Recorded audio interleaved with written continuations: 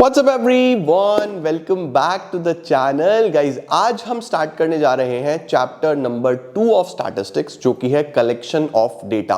Statistics क्या है, उसका मतलब क्या है, उसकी क्या इंपॉर्टेंस है, क्या फीचर्स हैं, क्या लिमिटेशंस है, वो सब हमने चैप्टर 1 में कवर कर ली। चैप्टर 2 में बच्चों अब हम वो जो कोपाई सिखाया था ना आपको, COPAI, उसका पहला एलिमेंट कलेक्शन की बात करेंगे। बहुत सिंपल है, बहुत आसान है और बहुत मस्त एग्जांपल्स के साथ आपको समझा दूंगा। जल्दी से कमेंट सेक्शन में अटेंडेंस लगा दो। चलिए जल्दी से लेट्स बिगिन।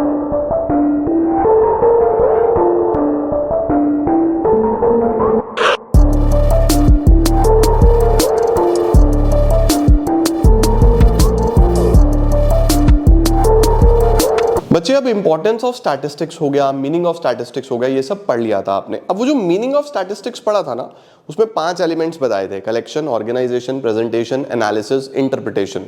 तो let's start with collection of data. सबसे पहले तो क्या करना पड़ेगा? सबसे पहले बच्चों डेटा आपको करना पड़ेगा कलेक्ट। आपको नंबर्स चाहिए, आपको फिगर्स चाहिए, आपको देखना पड़ेगा कि कहां पे क्या कितना हुआ है। तो डेटा कौन कलेक्ट करता है बच्चों? डेटा कलेक्ट करता है इन्वेस्टिगेटर। ठीक है, अब इन्वेस्टिगेटर के पास कितने सोर्सेज हैं डेटा कलेक्ट करने के? सबसे पहला सवाल ये है। तो हमारे पास 2 सोर्सेज होते हैं बेटा। Number 1 is primary source, number 2 is secondary source.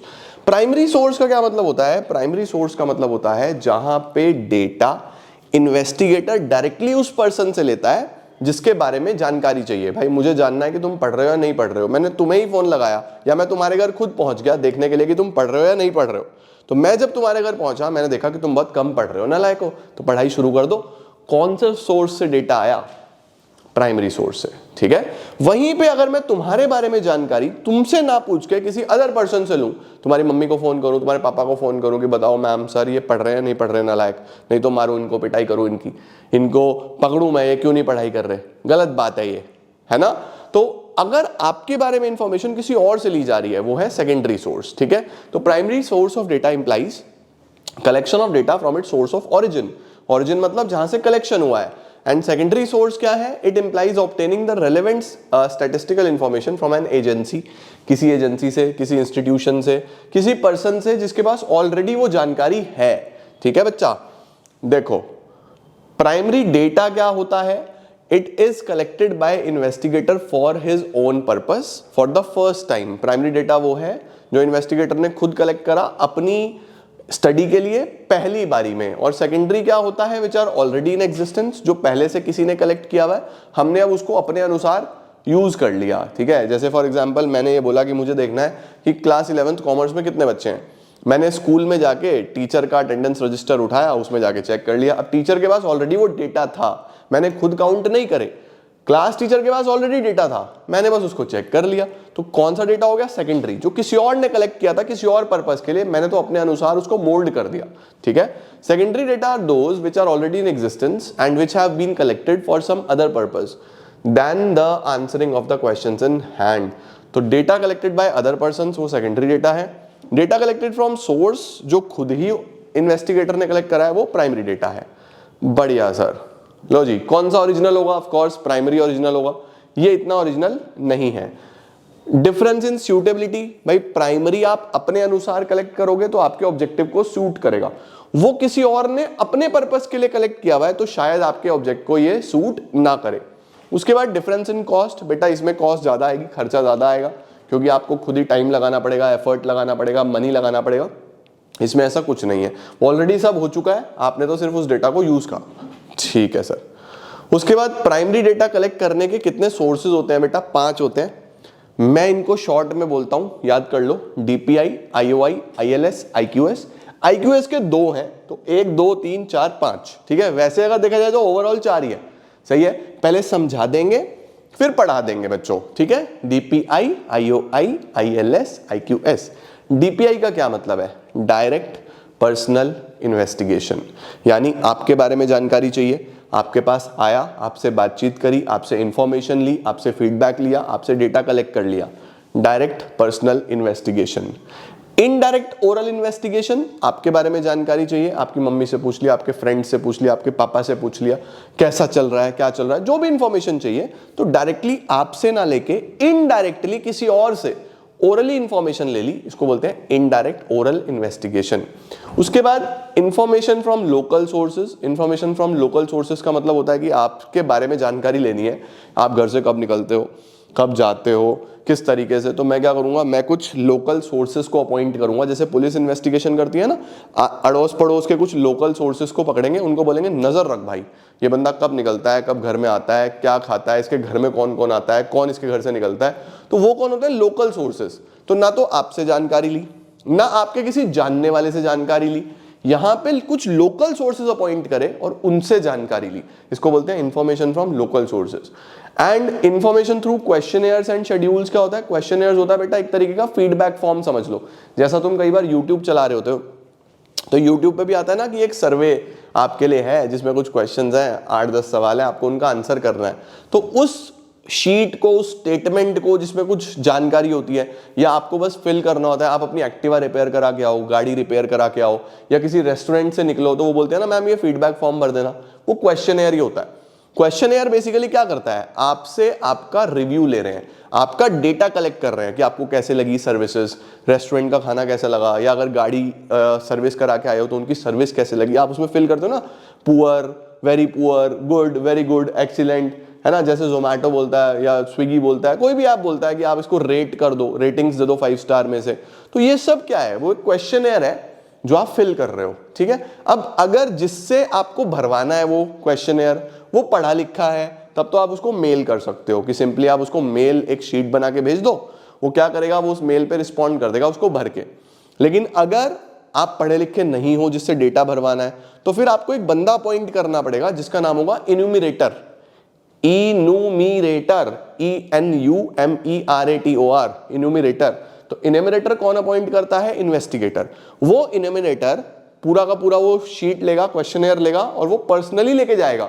किसके घर पे लेके जाएगा, पर्सनली लेके जाएगा बच्चों, जिससे उसको वो डेटा कलेक्ट करना है, उसको उसके पास लेके जाएगा, और उसके पास ले जाके उससे वो डेटा फिल कराएगा। जब वो फिल करके दे देगा तो फिर वो लेके आ जाएगा और इन्वेस्टिगेटर को पहुंचा देगा।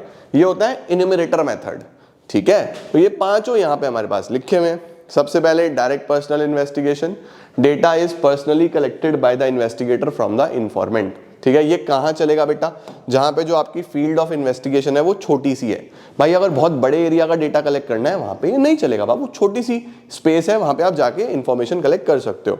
अगर आपको बिल्कुल ओरिजिनल डेटा चाहिए तो वहां पे ये करना पड़ेगा, आप ही खुद ही कलेक्ट करोगे तो ही तो ओरिजिनल मिलेगा। तीसरा, इंफॉर्मेशन अगर आपको बहुत सीक्रेट रखनी है तब। मेरिट्स डीमेरिट्स बहुत सारी हैं बेटा, कोई भी 3 आप याद रख सकते हो, 3 से ऊपर की जरूरत नहीं पड़ेगी। इसका सबसे बड़ा मेरिट ओरिजिनल होगा, एक्यूरेट होगा, गलती नहीं होगी ऑफ कोर्स, रिलायबल होगा यानी ट्रस्टवर्दी होगा ये डेटा। नंबर 4, रिलेटेड इंफॉर्मेशन, आपको जो आसपास की इंफॉर्मेशन भी चाहिए आप वो भी ले सकते हो डायरेक्टली। नंबर 5, यूनिफॉर्म मतलब एक ही तरीके से एक ही फॉर्म में आपने कलेक्ट करा होगा, राइट। अगर तुमने बंदे को भेजा तो हो सकता है तुमको किसी और फॉर्म में चाहिए, उसने किसी और फॉर्म में दे दिया, है ना। तो आपको यूनिफॉर्म इंफॉर्मेशन मिलती है। इलास्टिक का क्या मतलब होता है, आप अपने अनुसार क्वेश्चंस को कम या ज्यादा कर सकते हो ऑन द स्पॉट, तो इलास्टिक होता है यानी उसमें चेंज पॉसिबल है। डीमेरिट क्या है, आप बहुत बड़ा एरिया कवर नहीं कर सकते। नंबर 2, पर्सनल बायसनेस, अगर जिससे आप जानकारी ले लो वो आपको पसंद ही नहीं करता तो हो सकता है वो आपको गलत जानकारी दे, बायसनेस हो सकती है, या पूछने वाला भी बायस्ड हो सकता है। उसके बाद बच्चों कॉस्टली, बहुत महंगा है, बहुत टाइम लगेगा, एफर्ट लगेगा, मनी लगेगा, और लिमिटेड कवरेज हो सकती है। बढ़िया। इनडायरेक्ट ओरल इन्वेस्टिगेशन, इसमें इंफॉर्मेशन कलेक्ट होती है not from the person regarding whom information is needed. आपसे नहीं पूछेगा, किसी और से पूछेगा जिसके पास वो जानकारी हो सकती है। उस बंदे को क्या बोलते हैं, विटनेस, ठीक है। These other persons are known as witness. ये कहां पे चलेगा, जहां पे इन्वेस्टिगेशन का फील्ड बहुत बड़ा है, बहुत बड़ा एरिया है और आपको बहुत सारा डेटा कलेक्ट करना है, तो वहां पे ये चलेगा। It is not possible to have direct contact with the informant, अगर आप इन्फॉर्मेंट से डायरेक्ट कॉन्टैक्ट नहीं कर सकते तो वहां पे आपको कोई ना कोई विटनेस चाहिए जिसने वो चीज देखी हो। जैसे कई बार होता है ना, कोई एक्सीडेंट हुआ बहुत बड़ा, अब जिसका एक्सीडेंट हुआ उसको चोट लगी हुई है, उससे पूछोगे भैया कैसे हो गया, ऐसे नहीं करोगे, आप देखोगे आसपास कोई विटनेस है जिसने देखा हो। I am so sorry. इसी को बोलते हैं इनडायरेक्ट ओरल इन्वेस्टिगेशन, ठीक हो गया। हाँ जी सर, इसके क्या फायदे हैं बच्चों? नंबर 1, वाइड कवरेज, भाई तुम घर बैठ के कहीं भी कवरेज ले सकते हो, किसी से भी पूछ सकते हो, जानकारी ले सकते हो। नंबर 2, लेस एक्सपेंसिव, थोड़ा कम खर्चीला होगा, इतना ज्यादा खर्चा इसमें नहीं आएगा। नंबर 3, एक्सपर्ट ओपिनियन, कई बार आपको एक्सपर्ट ओपिनियन मिल जाता है, आपने किसी एक्सपर्ट बंदे से जानकारी ले ली तो बहुत अच्छा ओपिनियन मिल जाता है। नंबर 4, फ्री फ्रॉम बायसनेस, भाई वो बंदा खुद अपने बारे में शायद कुछ गलत बता दे लेकिन दूसरा जो है वो कई बार सच बोल देता है, तो ये कई बार फ्री फ्रॉम बायसनेस होता है। उसके बाद सिंपल, सिंपल का मतलब है कि बहुत आसान होता है, इसके अंदर कोई बहुत ज्यादा आपको प्रॉब्लम डिफिकल्टी नहीं आती। डीमेरिट, कई बार लेस एक्यूरेट होता है बेटा, जो आपको एक्यूरेसी चाहिए जो आप खुद कलेक्ट करते हैं जैसे डीपीआई में, वो कई बार यहाँ पे नहीं आ पाती। बायस्ड, कई बार आप बायस्ड हो सकते हो, आप ही उल्टे सीधे सवाल पूछ रहे हो, करेक्ट इंफॉर्मेशन नहीं मिलेगी। नंबर 3, डाउटफुल कंक्लूजन्स, जो आप कंक्लूजन्स निकालोगे वो कई बार प्रिसाइज या एक्यूरेट नहीं निकलते, काफी डाउटफुल निकलते हैं, ठीक है। इसके बाद आता है बच्चों information from local sources. Local sources मैंने आपको बता ही दिया, the investigator appoint local persons, अलग अलग जगहों पे जो जानकारी कलेक्ट करेंगे और इन्वेस्टिगेटर को देंगे। ये कहाँ पे सूटेबल होगा? जहाँ पे कॉन्टिन्यूस इंफॉर्मेशन चाहिए, मैंने बोला ना जैसे पुलिस नजर रखती है, वहां पे चलेगा। एरिया बहुत लार्ज है और इन्फॉर्मेशन आपको यूज करनी है मैगजीन के लिए, जर्नल के लिए, रेडियो के लिए, तो वहां पे चलता है। मेरिट क्या है? इकोनॉमिकल है, आपका टाइम बचता है, एफर्ट बचता है, मनी बचता है, आपने लोकल सोर्सेज से ले लिया डेटा। कवरेज बहुत सारी कवर कर सकते हो आप इसमें। कॉन्टिन्यूटी, आपको कॉन्टिन्यूअस इंफॉर्मेशन मिलती रहती है, एक एक मिनट की खबर रहती है, स्पेशल पर्पसेस के लिए सूटेबल होता है। डीमेरिट की बात करूं बच्चों तो ये ओरिजिनल नहीं होता, ऑफ कोर्स तुमको पता ही नहीं कि सामने वाला क्या कलेक्ट करके दे रहा है। यूनिफॉर्म नहीं हो सकता, बहुत सारे सोर्सेज हैं, कोई किसी फॉर्म में देगा, कोई किसी फॉर्म में देगा। पर्सनल बायसनेस हो सकती है, पर्सनल दुश्मनी कोई निकाल सकता है, गलत डेटा दे सकता है। लेस एक्यूरेट होगा, एक्यूरेसी की भी प्रॉब्लम हो सकती है, और कलेक्शन में डिले भी हो सकता है। बढ़िया सर। इंफॉर्मेशन थ्रू क्वेश्चनेयर्स की अगर हम बात करें बेटा तो 2 तरीके हैं फॉर्म फिल कराने के, मेलिंग और एनिमरेटर, है ना। अगर मैं बात करूं मेलिंग की तो क्वेश्चनेयर जो है वो मेल कर दिया जाता है इन्फॉर्मेंट को, उसके साथ एक लेटर लिखा जाता है कि क्या पर्पस है, क्यों इंक्वायरी कर रहे हैं, विद अ रिक्वेस्ट कि आप इसको वापस कर देना, ठीक है। सूटेबिलिटी क्या होगी? The method is most suited when area of study is very wide. अगर एरिया ऑफ स्टडी बहुत वाइड है, बहुत बड़ा है, तो वहां पे सबसे ज्यादा ये चलता है, और इन्फॉर्मेंट एडुकेटेड है तो चलता है। मेरिट काफी सस्ता है, कुछ नहीं करना है, एक क्वेश्चनेयर बनाना है और मेल कर देना है, तो कोई खर्चा कुछ खास इसमें आ नहीं रहा। ओरिजिनल डेटा आपको मिलेगा क्योंकि जिसके बारे में जानकारी चाहिए वही भर के भेज रहा है। वाइड कवरेज आप इससे कर सकते हो क्योंकि इंटरनेट के थ्रू तो कोई बाउंड्रीज ही नहीं है ना। डीमेरिट्स, कई बार सामने वाले को इंटरेस्ट नहीं होता तो वो भरता ही नहीं है। दूसरा, लैक ऑफ फ्लेक्सिबिलिटी, जो आपने एक बार लिख दिया बस उसी के जवाब मिलेंगे, आप कुछ भी फिर चेंज नहीं कर सकते। लिमिटेड यूज, आप उसका बहुत लिमिटेड यूज कर सकते हो, अनलिमिटेड यूज उसका नहीं है, मतलब जितनी जानकारी है बस वही प्रयोग हो सकती है, उसके बाद बायस्ड हो सकता है। कई बार लोग मजाक करते हैं, कुछ भी लिखते हैं फीडबैक फॉर्म में और एक्यूरेट नहीं होता। एनिमिनेटर की बात करें बेटा तो क्वेश्चनेयर बनाया जाता है पर्पस ऑफ इंक्वायरी के हिसाब से। एनिमिनेटर खुद जाएगा इन्फॉर्मेंट के बाद क्वेश्चनेयर लेके, and questionnaire which are filled by the enumerator themselves by putting questions are called schedules. तो वो बेसिकली सवाल पूछेंगे, उसको फिल करेंगे और फिल करके ले आएंगे, ठीक है। सूटेबिलिटी, फील्ड ऑफ इन्वेस्टिगेशन बहुत बड़ी है, वहां पे चलेगा। इन्वेस्टिगेशन में स्पेशलाइज्ड और स्किल्ड इन्वेस्टिगेटर्स चाहिए, और जो इन्वेस्टिगेटर्स हैं वो वेल वर्स्ड हैं लोकल लैंग्वेज में। देखो कई बार ऐसा होता है बच्चों, जो इन्वेस्टिगेटर होता है ना, जिसको जानकारी चाहिए, उसको अगर लोकल लैंग्वेज की जानकारी है तो वो खुद जा सकता है, अगर उसको जानकारी नहीं है फिर वो एनिमिनेटर को अपॉइंट करेगा। आप सपोज मुझे कोई जानकारी लेनी है किसी और स्टेट पे जहाँ पे हिंदी या इंग्लिश या पंजाबी नहीं चलता, तो वो लैंग्वेज मुझे सीखने में, समझने में थोड़ा सा टाइम लगेगा, राइट। इंग्लिश, हिंदी, पंजाबी तो सिंपल, हम बचपन से सीखते आ रहे हैं, सुनते आ रहे हैं, बोलते आ रहे हैं, तो कोई प्रॉब्लम ही नहीं है।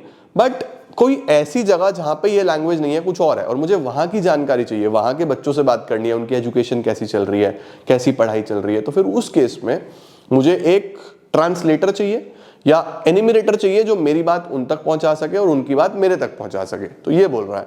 मेरिट क्या है बेटा?